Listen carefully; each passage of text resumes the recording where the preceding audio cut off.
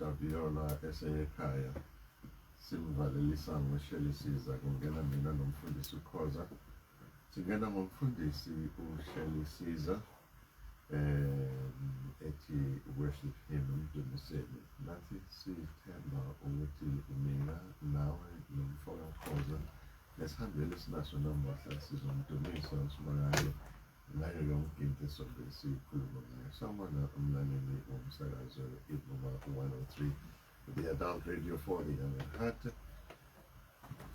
nomthandi wohlelo iSound Doctrine Hub. Mina ngudidi waNkosi njalo ngaso sonke lesi sikhathi ngehora lesithupha njalo ngamasonto siba nawe la ohlelweni lethu iSound Doctrine Hub. Mfoka Khoza sawubona mfowethu. Sibingelele mfundisi, sibabingela abalaleli. Siyayidumisa, siyayibonga inkosi, mkhulu umusa wayo, ifanele udumo. Mkhulu umusa wayo impela ufanele udumo. Namuhla mfoka Mkhathini ngiyathemba ukuthi nikhonze kahle, thina sikhonze kahle kakhulu. uNkulunkulu okhulumile ngomfundisi obesikhonza namuhla. Saneyivakashi futhi as usual engizobabala bonke kodwa siyambonga uSimakade ngalabo abasivakashele namuhla. Sithembe ukuthi inkosi isazobavumela futhi ukuthi esikhathini esingengakhi siphinde sibabone futhi kuhlale kuyintokozo njalo Mkhathini mesibona abalaleli balomsakazi kakhulukazi abantu abathanda lolu hlelo nabathanda izwi likaNkulunkulu bezivakashela la sikhonzela khona. Namuhla Mkhathini sabamba intambo kuDaviola simvalelisa weekend ntontoni yabantu abaningi ahambe kahle umfana ayophumula. Ngiyafisa ukuthi mina na Mkhathini namuhla ke sibheke lento engibiza ngokugolozela, ngizoyibiza ngokugolozela for lack of a stronger word. Lento yokugolozela uSimakade. Ngibiza ukugolozela uSimakade Mkhathini ngoba abantu abaningi abamfuna uKristu yet bayamfuna uNkulunkulu. Nginomfowethu lapha ekhaya akayifuni le ndaba kaJesu, akamfuna ukumbona uJesu like njalo mangithi Christ will make a plan kulento vele angihleke ubula, akamfuna uKristu. Yet uyamthanda uNkulunkulu umesho. Izwi likaNkulunkulu liyaphikisa lithi ungamthanda kanjani uNkulunkulu ungayithandi indodana. Ma reject indodana urejecta noNkulunkulu. So ngibeka kuleyo context ukuthi abantu abagolozela uNkulunkulu ngoba abafuna ukwamukela lo myalezo kaNkulunkulu wensindiso yokusindisa abantu nendlela uNkulunkulu afisa ukuba nobudlelwane ngayo nabantu. Ngifisa ukuyistressa kakhulu leyo budlelwane Mkhathini, because sinendlela eziningi sicabanga ukuthi singaya ngazo kuNkulunkulu because sifuna uNkulunkulu asiprovide nga this and that ngezidingo esinazo. Yet uNkulunkulu into ayidingayo kithina ubudlelwano naye. Inhloso kaNkulunkulu ukuthi wonke umuntu ophila emhlabeni abe nobudlelwano kaNkulunkulu, bengezi nje abantu kuNkulunkulu ngoba banezidingo, bafuna ukucela iprotection, imisebenzi nani, but babe sebudlelwaneni noNkulunkulu. Unfortunately for abantu abaningi bacabanga ukuthi ziningi izindlela uNkulunkulu a-establisha ngazo lobo budlelwane. Kulabo aba-understandayo ukuthi uNkulunkulu uyafisa ukuba nobudlelwane nabo. Iningi nje libona uNkulunkulu as a slot machine, vending machine, ufaka imali, upress ibutton kuphume lento oyifunayo. So thina ke imali noma icoin yethu umkhuleko, ufaka umkhuleko, upress ibutton ebese uNkulunkulu uyakhiqiza ke lento leyo uyifunayo kuyena. Uyilogo uNkulunkulu kwiningi labantu. Kanti uNkulunkulu he's much more than that. In fact, uyena who provides for everything. Noma singamcelanga, he will provide anyway because uyena usilethe emhlabeni. Ingako imvula yakhe inethela abantwana bakhe nengabona abantwana bakhe. He keeps providing for indalo yakhe nezilwane nako konke nature. He keeps providing. He will provide for us. It's not necessarily ukuthi siphila ngenxa yemkhuleko kuphela. He would, because he's God. He's intimately involved in indalo yakhe. So kunalaba abangaqondi lento ukuthi uNkulunkulu is much bigger than idingo zethu. Ene lobukhulu kwaNkulunkulu urealize noma ububona uma usebudlelwaneni naye okuyiyona into ayifunayo. Now ngeshwa ke bacabanga ukuthi zikhona ezinye indlela onga approacha ubukhosi noma isihlalo sikaNkulunkulu sobukhosi, the throne yasezulwini ngazo ngaphandle kwalobudlelwane. uNkulunkulu wenze ukuthi lobo budlelwane sibe nabo ngoKristu kuphela. So ngifisa sikhuluma ngalento ukuthi siyamgolozela uNkulunkulu ngoba asimfuni lo Kristu, asifuni le message noma lo myalezo wensindiso. That's number one. But isivakashi la mkhathini namuhla esizosethula ebe sisebudlelwaneni noKristu ngensindiso, sobudlelane noNkulunkulu through uKristu ngokusindiswa. Kepha lesivakashi sethu besimgolozela uNkulunkulu ngokwesifundiso esiphilile. Sisebudlelwane noNkulunkulu, yet lobo budlelwane ubefuna ukubudictate yena ngendlela esutha yena noma ngendlela akhuliswe ngayo noma afundiswe ngayo noma la sindiselwe khona. Lobo budlelwane buhamba ngaleyo ndlela leyo. Sizozithatha kizo zonke lezo zinto lezo. So ngiyafisa ke namuhla ukuthi sibheke lento le broadly. Kunalabo abagolozela uNkulunkulu bengasindisiwe vele, bamgolozele bagcine bengasindisiwe. Kunalabo abamgolozela bengasindisiwe bagcine sebesindisiwe. Kuba nalaba abagolozela certain things zikaNkulunkulu besindisiwe, njengalesivakashi sethu bemgolozela kuphela ukuthi hayi mina ngizokwenza ngalendlela, hayi ngalendlela yakho yezwi. Bese siyabona ukuthi kwisivakashi sethu in particular turning point ibe kuphi, yini le eyenza ukuthi abone izinto differently. Lento ibivela ikhona ezwini eyigolozela, yini lethambisa inhliziyo ukuthi ayibone, avuleka amehlo ebese enza ukuthanda kaNkulunkulu. Yiloko engifisa ukuthi sikhulume ngako namhlanje emkhathini.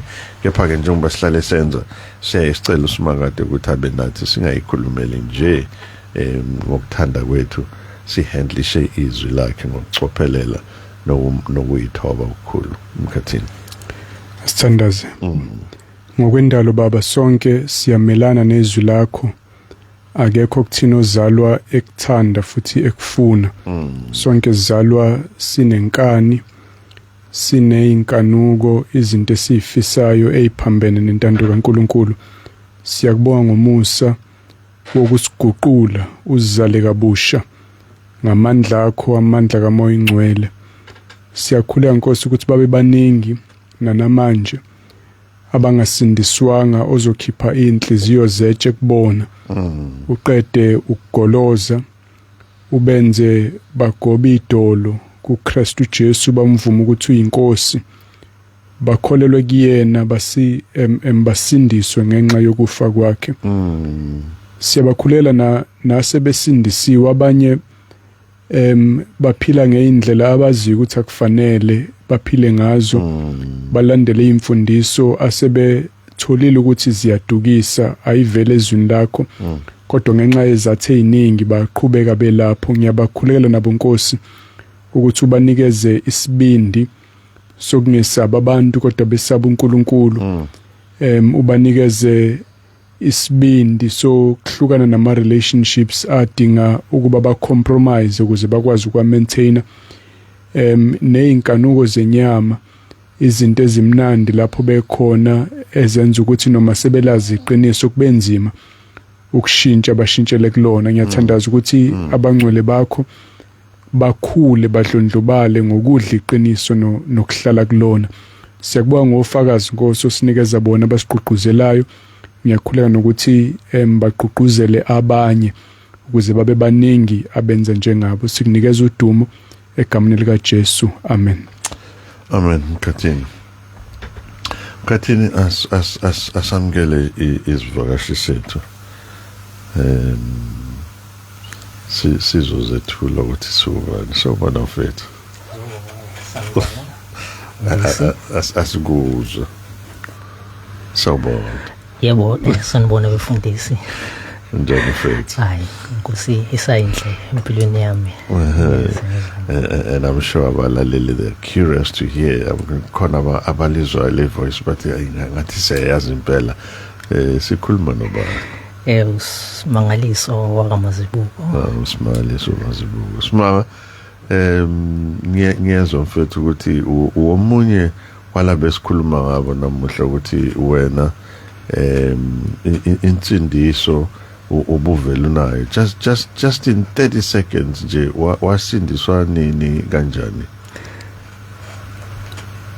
Ngoku 2020 and ngangibukele nje enye sermon ku YouTube. Yeah, so yangithinta kakhulu. Intshumayelo umfundisi la ishumayela yayilapha nje ku Hebrews. Yangithinta nje kakhulu yaphoqa ukuthi kufanele ngiphenduke. Now ubukhonza before then noma ungakhonzi, what happened emva kokuzwa lentshumayelo uze uyongena uthola ibandla la uyohlanganyela khona nabazalwane ukhulu ohambeni lakho lensindiso? Bengikhonza ngoba upbringing yami nje iqala ku Sunday school. Yani nala ngikhulele khona nje ekhaya labazalwane, but umehluko nje phakathi kwala esengikhona manje nakhona yilo kwama denominations ukuthi bona bebe Pentecostal. Indlela abayipresenta ngayo kwesinye isikhathi indlela yokusindiswa komuntu ayifani nalendlela enweni ipresente ngayo ngala eBaptist. Okay, wait. Ngifisa siyibuyisele ezweni. Iyiphi esezweni ngaphandle kwama denomination, iyiphi indlela esezweni yensindiso nale wena okhule ngayo othayifani? Yes, no, esezweni nje ile yokuphenduka.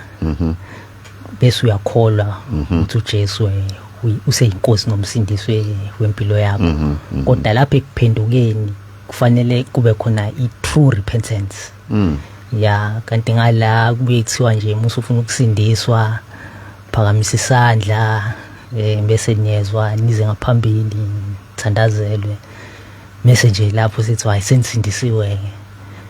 Qhubeka nempilo njengoba bophila nje namehluko so ngene inkonzo nje. But there's no change. Futhi kukancane ibe khona. Kukancane sibe khona baningi nje engangikhula nabo from Sunday school sinokuyenza lento futhi yayisengathi siwumdlalo ukuthi hayi beze bezosindisa abaphakamisa isandla usiye phambili kube njalo kwahamba kwashabalala waphela emoyeni. And then kwathi sengikhulile inhliziyo iya kenzeka uyifile ngathi khona into empty. And i-void leyo esukudinga ukuthi igcwaliseke. So ngoba ke ngine upbringing le yomuntu ekhaya elikhonzayo ngaba ke ngangasengathi no awuthi ngingenzi ngalendlela ade ngenza ngawo before ukusindiswa ukuthi nje kube sengathi nje ngingena endlini bese ngiyaphuma ngingazwanga lutho. Ang understand ukuthi kuyini ukusindiswa.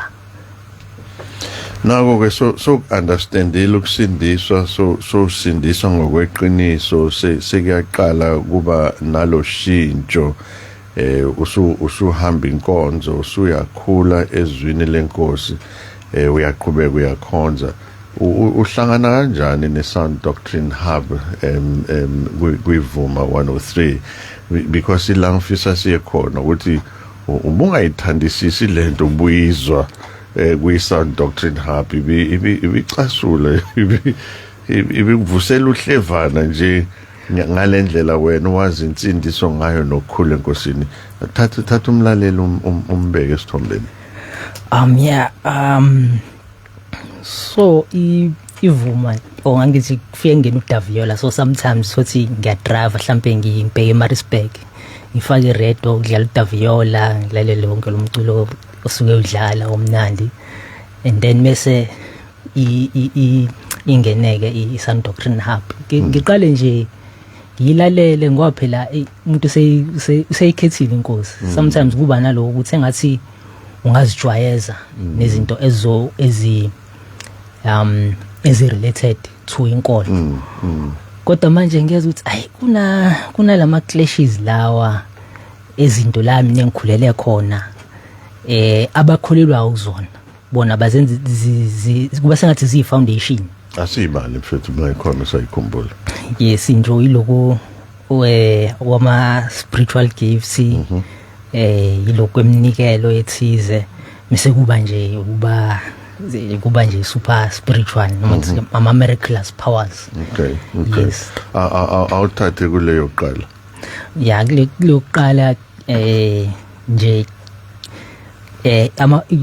kulokhu kwe-prophecy izinto nje abakholelwa kuzona mewukuthi nje kuphele akufanele iphele inkonzo kungabanga khona isiprofetho. Yini le beyicasula ulalela iSound Doctrine Hub because wena usenkonzweni ezenzayo lezinto uhambisana nayo yini le ekudina kangaka masulalela lo hlelo? Ya uthi ngale kade ngikhonza khona lokhu kuyinto eyicore of i-doctrine yakhona kanti ngala niyayichitha niyayiphisa nithi hayi ayisekho so umuntu umethi uyayichitha lento okholelwa kuyona it's kufana ukuthi engathi usiyaphuca insindiso yakho ukuthi hayi ayikho invalid yabo so into kanjalo kwenza ufile sengathi hayi no banephutha. I-turning point yakho kuyona le ye-prophecy ibe kuphi? I mean ngizama uku-understanda ukuthi nali izwi lisho njalo because yonke into ekhulunywa kulolu hlelo yonke I can safely say that ukuthi yonke into ekhulunywa kulolu hlelo isezwini so ucasulwa yizwi noma ucasulwa yilabo baba bakukhomba ezwini. Phela ngizothi futhi obaba ngingabusho ngasho njalo ngoba mina ngibuka ukuthi ngoba phela ukhona lokho ezweni why bekuchitha yake only to find out ukuthi the more ufunda izwi the more ukhula enkosini the more uba ne-understanding yokuthi okay khona izinto ezazinesikhathi sazo and ezayine-purpose ethize ezaziyiseva kwi-establishment nje yebandla ethambi laliqala and safika isikhathi sazo sadlula ngoba ibandla noma ngingeke ngithi seliphelele kodwa okuningi okwakudingeka ukuthi ibandla liqalwe kwasekukhona.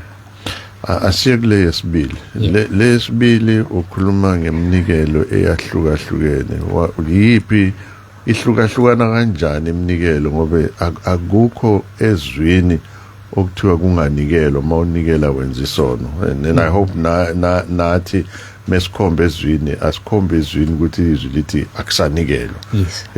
Ibandla lidinga imali abasebenza kwevangelini kudinga badle khona la evangelini baphile ngalo lelivangeli so yini iminikelo okhuluma ngayo futhi ibixaka ngani?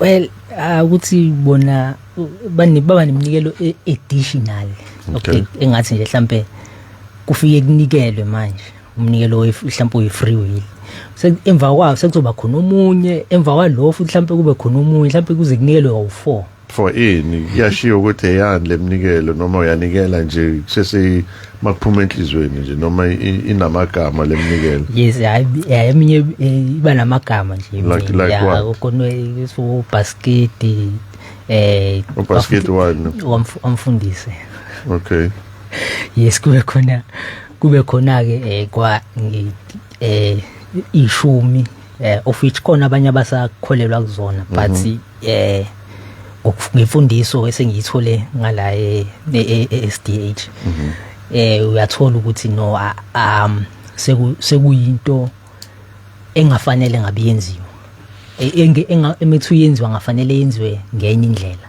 instead of ukuthi I hope is lenkosi noma SDH ayithi kunganikelwa yes no ayisho njalo uthinte futhi yesithathu yeah isithathu yona le miraculous powers manje ukuba super spiritual ya nayo inkinga ngoba ubona abantu befuna ukuba more powerful ubona abazalwane befuna ukuba more powerful kunabanye abazalwane like in terms ukuthi umuntu kuthiwa nje hayi yena unesiphiwo nje sokuphilisa noma lo unesiphiwo sokuprofetha lo unesiphiwo nje by the way ukuprofetha bakuhlanganisa nezilimi like kube ngathi into eyodwa combine kanti kuyinto ehlukene.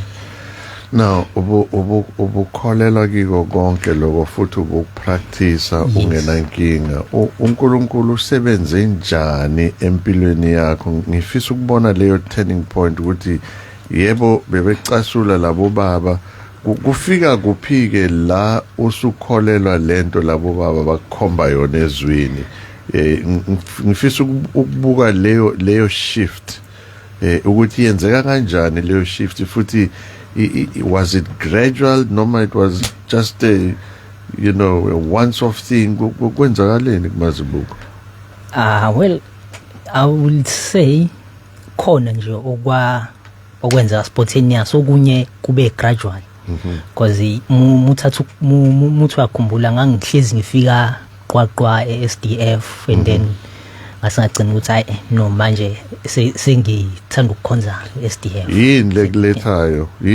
lekulethayo ukukhonza kungenankinga la ukhonza khona yini le esifika manje ithi no this is enough angisakwazi ukuqhubeka ngikhonze ngalendlela engikhonza ngayo yeah okay number 1 sometimes uyabona i-abuse yes ukuthi I think la sekune abuse ngoba ezinye izinto bazithatha nje for granted izinto like nje bengichazile indaba yeyiphiwo lezi zamoya naloko kwama miracles bona bakuthatha for granted ngazuthi sekuyinto nje eyi-practice yasekonzweni ifanele nje yenzeke imingenzekalanga ishuthi inkonzo ibebhora yes so ke ngokukhula nje enkosini nginaleyo ntshisakalo ukuthi ake ngifunde izwi ngoba kuloko ababekwenza most of the time uyazizwa ukuthi ayikho right lento le ayinginikezi ukuthula emphefumulweni wami so ngizame ukuthi ngikubalansise or ngikuvalidate ngibheke ezwini ngenze research and then ngithola ukuthi ngeke no akuhambi ngalendlela abenza ngayo and then I believe nje ukuthi uma ongcwele wakhuluma ukuthi sekuyisikhathi ke manje ukuthi ufune ibandla eli focus kakhulu kwilento le ibandla eli biblically based kakhulu izinto abakholelwa kuzona nje ukuthi hayi thina senza lokho kusezwini nokuthi senze okuqhamuka ngaphandle and then kube kwaba futhi kwaukuthi kube ibandla elikhombisa uthando kwabanye abazalwane ngiyafisa sibiyele kule yothando Mkhathini sinalento mhlambe abanye bayithatha kancane le yokuthi mesivalelisa siququzele abantu ukuthi abafunde ukuzifundela izwi kubaluleke kangakanani Mkhathini ukuzifundela izwi as opposed to abefundisi noma amabandla ezama ukurecruita abantu ukuthi bazojoina inkonzo zabo you know give me that there's a big difference you know ukurecruita abantu ukuthi abazokhonza nani nasekuququzeleni abantu ukuthi abafunda ukuzifundela izwi talk to us about that balance Mkhathini. Esikufisayo ukuthi abantu basindiswe kwangempela bese beyakhula ekumazini uNkulunkulu nasekumlaleleni empilweni zabo.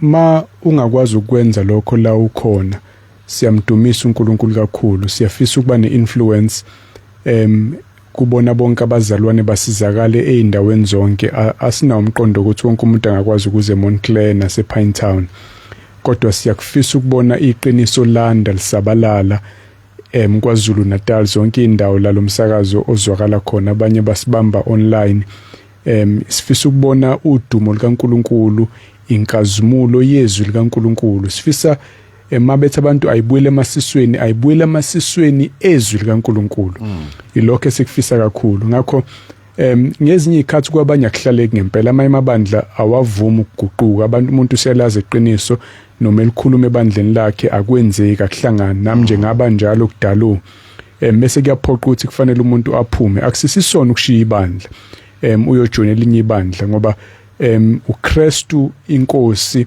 uyena esimkhonzayo nesimlandelayo amabandla kufanele abe izitsha mayisitsha sesingcolileke singafuni nokulunga ayikho inkinga mawuphuma uyodla kwesinye silongeso usakuKristu kodwa siququzela kakhulu ukuhamba eqinisweni kusindiswa kwangempela nokukhula ekumazini uNkulunkulu ezwini lakhe noma ingabe ukuphi la ukhona only if kungenzeki ngempela then to encourage abantu ukuthi bashintshe Mazibuko angibuyele la Mazibuko kuleyo thando uKristu elingwa iphathimandla zimbuza ukuthi imuphi umyalezo omkhulu kunayo yonke imlalezo uthi uKristu mekhuluma ethi uyothanda uNkulunkulu ngako konke kwakhe bese ethi owesibili ofana nawo uthanda umakhelwane wakho njengoba uyithanda sezohamba uKristu uhlala phansi nabafundi bakhe ukuthi nginikeza umthetho omusha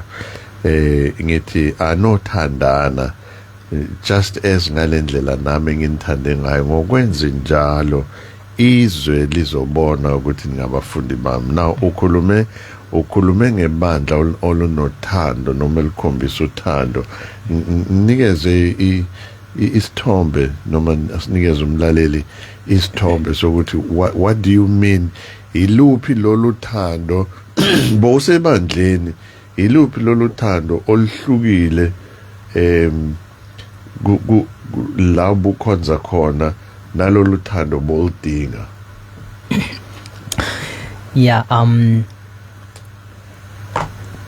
okay lithami ngifika nje SDF ngalibona uthando zawo cha laba zibamthanda umzalwane ngifika nje uzobingelelwa abantu abaningi nje bakubutha ubani uqhamukaphi angisakhumbuli ukuthi when was it ngathi kwakunya udlule khona umzalwane khona umlaleli wafona wathi isonta kaya kulona asekuphele isikhathi esingakanani akekho umuntu akafika wamkhulumisa lelo sonto lelo of which nakhona lapha into eyenzakalayo la ebengiqhamuka khona ngoba kuyibandla elikhulu mhlambe kodwa anginayo also angiboni ukuthi le ngaba ingabe ipoint esingalisebenzisa uthi hayi ngoba abantu baningi at least imufikile kuba kuhle nje ukuthi kube khona umuntu noma bawu2 noma bawu3 bakubingelelayo bakubuza ukuthi ubani uqhamukaphi i-action nje ekanjalo iyakukhombisa ukuthi oh hayi la kuleli bandla ukhona lo muzwa wokuthanda nabazalwane. Yes. Mkhathini asibiyele kule yothando. How do we really emphasize ukubaluleka kokuthanda futhi ukuthanda lokho kunamthelela muni ekulekeleleni ekusindisweni komuntu ongasindisiwe? Ukuze umuntu asindiswe kufanele izwi likaNkulunkulu li-applywe kuyena ngqo. Akufanele nje sijabulele ukuthi abantu bagcwale babe baningi ebandleni. Kufanele kube khona ukusihluphayo ukuthi bayayi-understanda le intshumayelo, bakuphi bona nempilo, iziphi ihibe nezilingo ezibavimbayo, singabasiza kanjani ekutheni badlule kuzona. Ngakho kufanele sibe ne-interest uma uNkulunkulu esebadonsela abantu ukuthi beze la sihlanganela khona.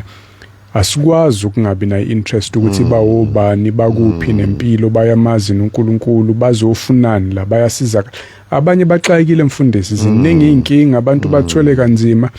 Ube shota nje ngomuntu ozombuza ukuthi kodwa kunjani impilo navela athulule ukuze akwazi ukumchanela amise kwi-biblical counseling ukuthi yilo nto ayidingayo asizakala umuntu. Abantu abezi nje ngoba babhorekile isikhathi esiningi, khona into abayifunayo, khona usizo abalifunayo. Ngakho ufanele ubuze ukuthi how can we help you ngendlela ethize yasesontweni. Ngicathi into ofanele sikhule kuyona njengabazalwane. Sometimes siyangena kule trap yokujwayelana sodwa, sazane sodwa, sibe nezikokela zethu okungangeneki kuzona.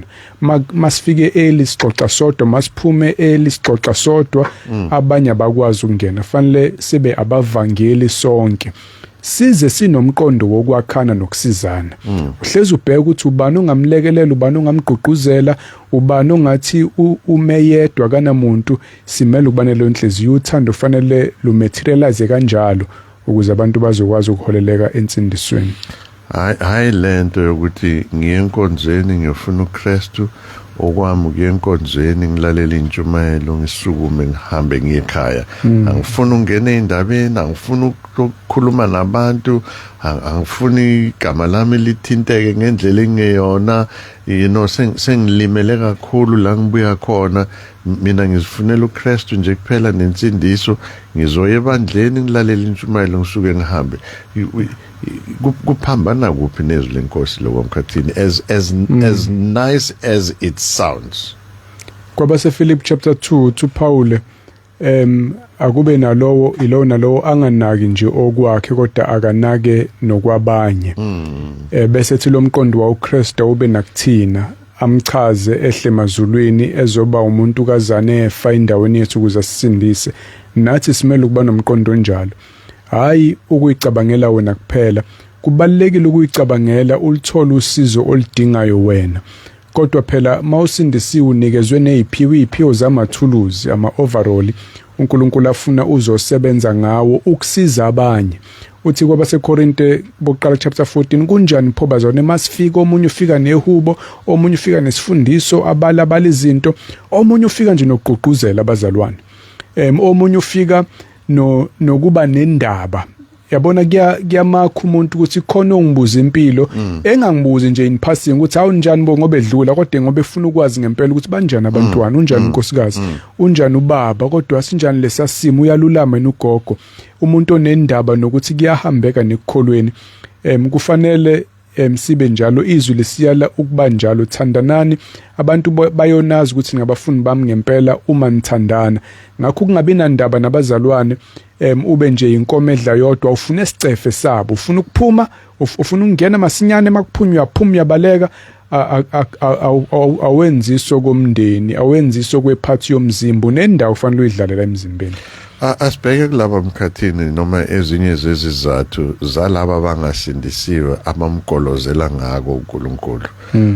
Abanye bacabanga ukuthi into enhle le yokumgolozela uNkulunkulu mayelana noKristu in particular, because banalento and lento ngisho nje Mkhathini bengilalela intshumayelo zabanye abafundisi bebandla elikhulu eligcwele South Africa yonke mhlawumbe umhlaba wonke, in fact umhlaba wonke, not South Africa kuphela. Walapha kwaXhosa lo mfundisi ethi akakwazi ukuconnecta nespirit sika Abraham, kusho umfundisi uthi uthi ngina 60 years or na more than 60 years ngishumayela, angikaze ngimphuphu Luka, angikaze ngimphuphu Mateyu, angiconnect nespirit sika Abraham. Uthi bengishumayela nguMateyu namuhla, usho ebandleni uthi lo Mateyu bengishumayela ngaye namuhla angikaze ngimphuphe.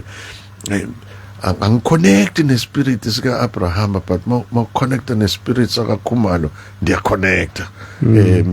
Usho ebandleni eshumayela na umkhathini ezinye zezinto lezi ngithi indlela esimgolozela ngayo uNkulunkulu, si ezinye zizathu ukuthi sifuna ukuba relevant, sifisa ukuba politically correct, sifisa ukuthi sibe relevant, abantu beze enkonzweni, si compromise izwi likaNkulunkulu. Abanye bacanga ukuthi lento abayenzayo I right umkhathini. Mubheka encwadini yezenzo chapter 9, abini chapter 26 ku verse 9, wehle njalo uSaul ubecanga ukuthi wenza into right ngokubulala amakholwa, nokwahlukumeza. He was convinced ukuthi he was doing the right thing. Mhlambe nabo laba mkhathini bakhuluma ngepassion, bacabanga ukuthi benza into right. Iziphi ezinye izathu mkhathini ezenza abantu baligolozele kangaka iqiniso likaNkulunkulu eliza ngoKristu nesifundiso esiphilile? Okunye nje uma ufunda kuyona impilo kaSawule, ukuthanda ukuthokozisa abantu. Uthi mayikhuluma ngempilo yakho baseGalatia chapter 1 ku verse 10, ngabe manje ngizama ukuyincengela kubantu noma kuNkulunkulu na? Ngabe ngizama ukuthokozisa abantu na? Uma ngisazama ukuthokozisa abantu, ngabe angisiyinceku kaKristu? Bakhona abantu abasastakhe lapho, naye wayenjalo efuna ukuthandwa nokuthokozisa amaJuda kubo. uPetru yakhuluma ngaleyo nto kwizenzo 5 verse 29 athi simelwe ukulalela uNkulunkulu noma abantu yini. Bakhona abantu abastakhile abakwazi ukulandela uNkulunkulu ngoba bafuna ukuthokozisa abanye. Abanye futhi mawufunda khona empilweni kaPaul wayinama ambitions ngezinto ezingafanele. Uthi kuba seGalatia 1 uverse 14 uthi ngangile ishoshozela eBjudeni, umuntu onentshisakalo edlula abaningi kontanga nasezizweni sakithi, ngwashisekela kakhulu kunabo amasiko okhokho. Unentshisakalo umuntu ufuna ukurise kule organization, kuleli bandla eliphambanisa iqiniso, ufuna izikhundla kulona noma kulento yakubo, ufuna ukukhula ahlonishwe, kodwa ukuze ahlonishwe kufanele agxile emasikweni, noma eseza ukuthi ayikho lento uyagxila anyway. Abanye ukungazi nje nokungakholwa. uPaul uyayisho lento ku 1 Timothy chapter 1 uverse 13 uthi nakuba ngangikade ngingohlambalazayo nozingela amakholwa nohluphayo, kepha ngahawukelwa ngokuba ngangikwenza ngokungazi nangokungakholwa. Abanye abakalazi iqiniso, ilokho esikufisa nje basemoni ukuthi abantu balazi. Abanye noma belazi ukuthanda ukonakala. Uthi for example uJesu ku John chapter 3 verse 19, yilesi sehlulela ukuthi ukukhanya kufikile emhlabeni, kodwa abantu bathanda ubumnyama kunokukhanya ngokuba imisebenzi yabo imibi. Ngokuba yilona lowo wenza okubi uyakuzonda ukukhanya, keze ekukhanyeni. Ufuna imisebenzi yakhe idaluleke, kepha lowo wenza iqiniso uyeze ekukhanyeni ukuze imisebenzi yakhe ibonakaliswe ukuthi yenziwe uNkulunkulu. Abantu baneyikandali, banamanyala abaphiwe bawaphile emaceleni ama-double life enza ukuthi sometimes bangafuni ukuze eqinisweni noma sebelizwe. Abanye mfundisi njengoDema ku 2 Timothy chapter 4 ukuthanda lelizwe. Uthi uPaul 2 Timothy chapter 4 verse 10, ngokuba uDema wangishiya waye eThessalonika ngenxa yokuthanda lelizwe lamanje. Bathanda imali, bathanda imfashion zasezweni, bathanda ukwaziswa abantu, bathanda ukufitha ini. Ngakho iqiniso sometimes liyaxebula kulezo zinto bese bengalifuni baligolozele ngoba alhamsani nezitayela zamanje. Ngiyafisa mkhathini ukuthi ngiphushele kepha angiqale ngimema abalaleli. Ngiyabona sebayashaya lapha ku 0861010300 086 1010 njengayelo. Asithathe nangomunye songamukele emoyeni, sawubona. Baba Nkosi nobaba Khoza siyabingelela egameni lenkosi Jesu Kristu. Amen. Amen baba Myeni. Ngicela ukushaya engqamlelayo nje baba. Ngibongela isihambeni esikhona namhlanje uMr Mazibuko. Siyambongela kakhulu ngokwazi iqiniso ukuthi likuphi. Vele ke nezwi ke linjalo izwi kaNkuluNkulu kuTimothy uthi uNkulunkulu uthanda bonke abantu ukuba besindiswe ukuze bafinyelele kulazini iqiniso ngoba umuntu mayesesindisiwe uyalithola neqiniso ukwazi ukuthi kahle kahle iqiniso likubani likuJesu Kristu. Namavesi nje amabili bese ngiyavala baba. Izenzo chapter 4 verse 12 libeka nje kucaca iBhayibheli lithi ayikho insindiso ngomunye ngokuba alikho futhi elinye igama phansi kwezulu elinikiwe ebantwini esimele ukusindiswa ngalo. Bese ngivala ngencwadi yamaHebheru chapter 4 verse 12 elithi ke ngokuba izwi likaNkuluNkulu liphilile linamandla libukhali kunezinkemba zonke ezifika nhlangothi zombili lihlaba kuze kwahlukaniswe umphefumulo nomoya amalungu nomkanja lasilela imicabango nezizinto zenhliziyo. Ngisho njalo nje kuMr Mazibuko ukuthi uyabona lelizwe lisho nje kumaHebrew chapter 4 verse 12 ilona kanye Mr Mazibuko elikwenze waba umuntu oyena namhlanje ilona kanye izwi likaNkuluNkulu elikubonisile ukuthi nayi indlela nani iqiniso ngoba linamandla izwi likaNkuluNkulu mase lifike kahle empilweni yomuntu uguquka izinto kushintsha izinto. Abanye uzabone athi kodwa sonke lesikhathi bengihlalele ngingayamkela insindiso kanti insindiso into enhle kangaka into enkulu kangaka kodwa nje bekuleyo mavesi baba ngiyabonga kakhulu. Amen. Bonga kakhulu wena baba Myeni. Awuphinde futhi ushaye nawe ngizibonile incingo mangithi ngiyayibamba lapha ku 0861010300 08611010 noma lapha ku 0737091991. Asikwamukele sawubona. Sanibonani baba. Baba sawubona sikhuluma nobani kuphi? Ya umsawenkosi wamgize baba. Cwabe. Yebo. Baba yazi ngibonga nje intshumayelo. Ekwesikhathi yazi nginokuba nemibuzo ukuthi mawuthi masinikele emabandleni. Sisuke sinikelelani imali engaka sinikela ukusiza abantu noma sinikelela nje indoda eyodwa. Okwesibili ngifisa ngokwensindiso ukuthi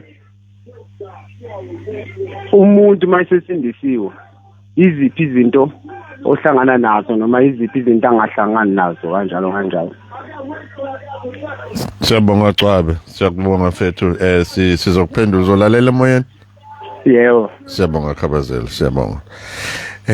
Nangu umama uMbongeni kaNgubane uthi sinilalele amen mfundisi sinilalele siumndeni kaNgubane lapha eHammersdale Unit 3.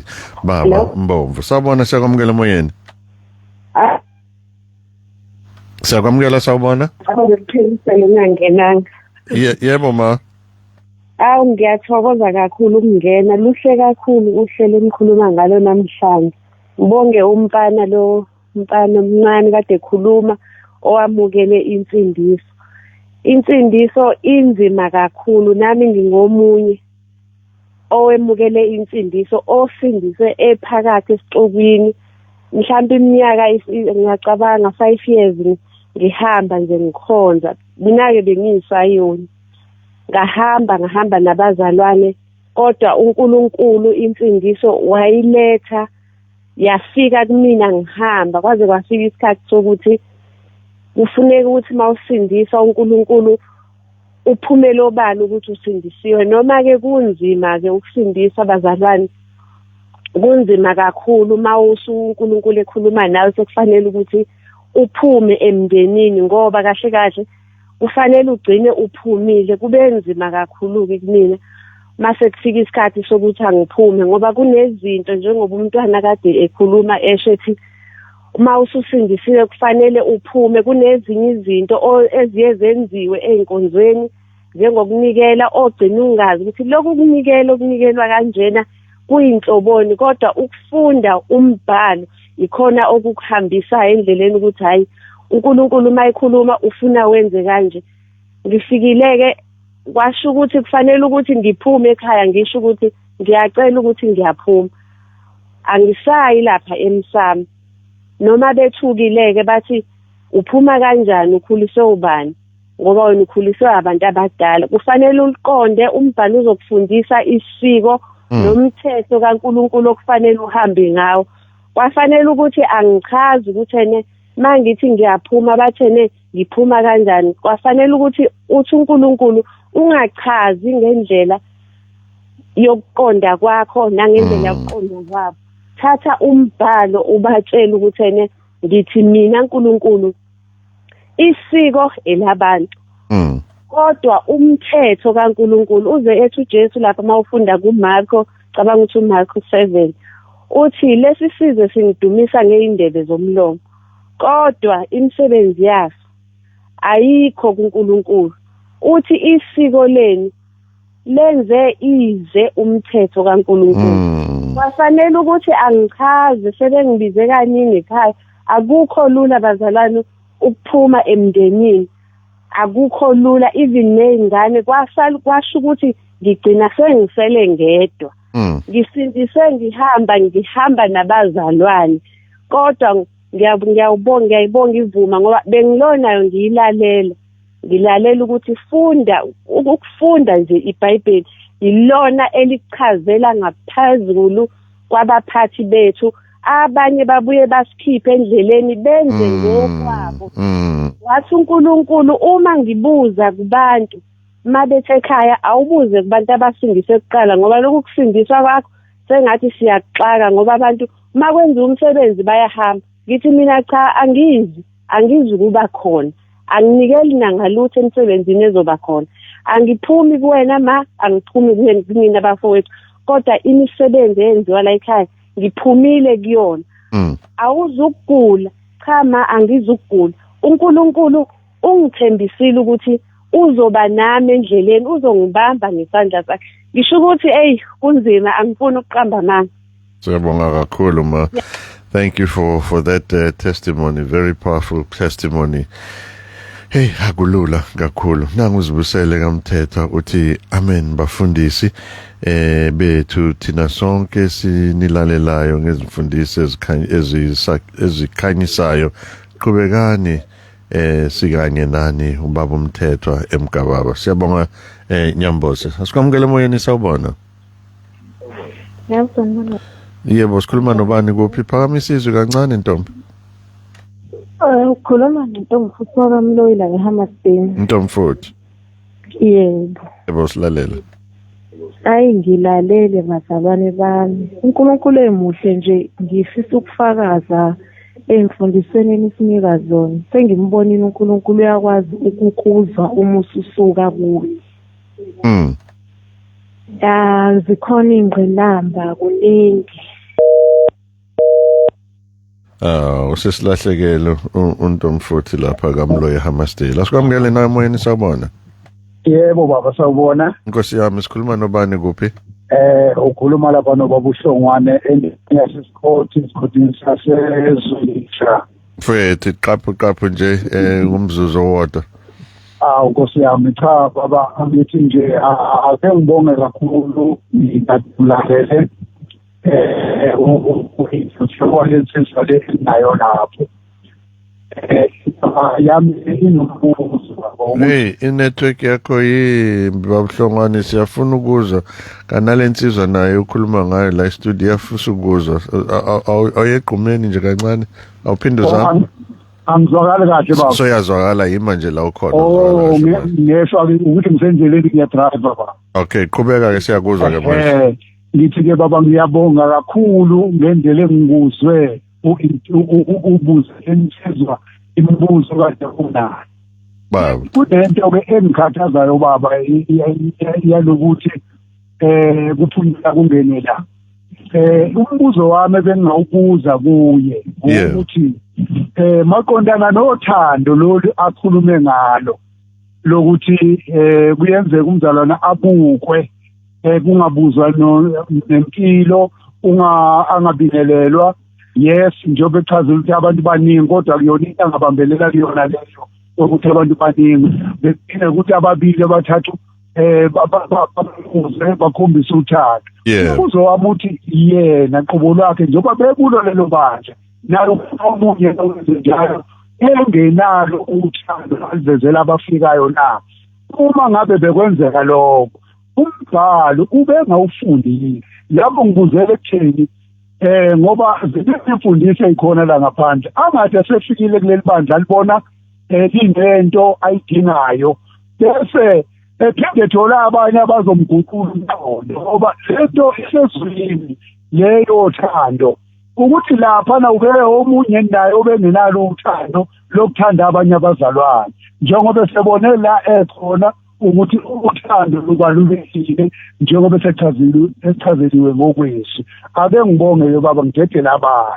Bonga kakhulu babuhlongwane. Asikwamukele nawe emoyeni sawubona.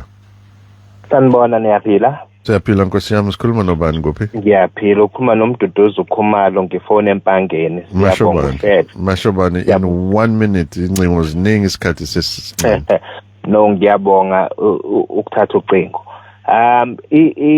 Ebengizama ukugcila kona kakhulu ukuthi uma sibiziwe inkonzweni kubalekile kakhulu ukuthi sihlale inkonzweni singabuki ukuthi abantu bathini. Into efanga siyibuke thina ukuthi uJehova la suke sitshale khona usitshalile ukuthi senze njani. So uma uyithola namhlanje uphakathi kwalenkonzo uyasuka namhlanje yakwenye inkonzo ugcina nawe ungasakwazi ukukhula phakathi kwezinto uJehova esuke ekubizele zona. Mashobani sihambile Mashobani sesilahlekele. Nangu la Moga Mthwa uthi I will forever be grateful to my dad for introducing this program at home. Noma ngingekho sicishela ucingo lapho for introducing this program at home. Noma ngingekho ekhaya, I stream this so I may continue to grow in knowing the Lord. May our good Father continue to be a blessing with you, with your wisdom. Siyabonga kakhulu. Sabona moyeni siyakwamukela. Ukugcina nje ngci sabona siyakwamukela. Baba Nkosi ngiyaphila. Philile Nkosi. Sikhuluma nobani kuphi? Ngiyaphila 30 seconds nje ukhuluma noSibu Mthembu eMaritzburg eSmere. Baba yes, baba ngicela nje ukubuza nje mafishane ungadini. Ngicela ukubuza ukuthi thina amaKristu are we still compelled ukucelebrate iPhasika na? Nokuthi uma kusanjalo uJesu akaqedanga yini ngalesa sikhathi lapha esiphambanweni. Nokuthi uma kuukuthi kusafanele futhi imaphi amavesi or ama-chapters esiwathola evangelini noma ke ey'ncwadini ezabhalwa after uJesu esehambile ukuthi abapostoli baphinde baliselebrate futhi iPhasika. Ngizolalela emsakazweni baba ngiyabonga. Asibonge vela mkhathini iy'ncingo ziningi mfethu angifundanga nama-voice note kepha nje in 30 seconds respond kulowo responda kona isikhathi sethu sesihambile. Ngithinto nje ukubili no iPhasika asikho compelled ukulicelebrate, siyalwe nje ukuthi asikucelebrate ukufa kwenkosi ngesidlo senkosi esisenza njalo emabandleni. Kodwa ke njengoba sihlale sisho ma uhulumeni esiphi holiday asilinqabe silisebenzisela udumo lukaNkulunkulu. Kuleyo kushintsha amabandla, iloyalty to amabandla into yabantu. uNkulunkulu ufuna iloyalty to uNkulunkulu. Amabandla mayingenzi kahle awangalindeli ukuthi izimvu zikaNkulunkulu zinamathele kuwona. Uthi uPaul eKorinte kufanelekile kube khona ukuhlukahlukana phakathi kwenu ukuze kuzovela abaseqinisweni nabangekho eqinisweni. Awukwazi ukuhlala ebandleni njengeKorinte eligcwele yonke inhlobo yokukhohlakala, izono zokocansi zisobala, ayikhuzwa kuphanjaniswa yonke into, ayikho inkinga ukulishiya ibandla malingaphenduki. Kodwa ayikuhle ukulandela uNkulunkulu uhlolisise ngaphambi kokuthi unyakaze.